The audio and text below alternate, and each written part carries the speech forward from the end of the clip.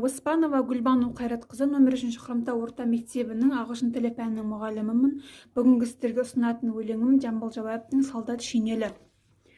Уа сұр шинел сұрапыл кезеңдерде, өрт кешіп талай хутор селендерде, жасқанбай жауған оққа қарсым толып, сен кешкен жүздік дүлей өзендерде, тобырсып тобығымнан сорғалап су, сіресіп сыртын дамыз бұрқырап бу, жат жерлікті жапыра ілгері озып, кезектердің үстіне орнаттық ту, кейде жаудың сыртына кеттік өтіп, төкседе оқ боратып, көсірлетіп, жел қағып желкілдеген етегіңді минаның жарғаншағы кетті тесіп.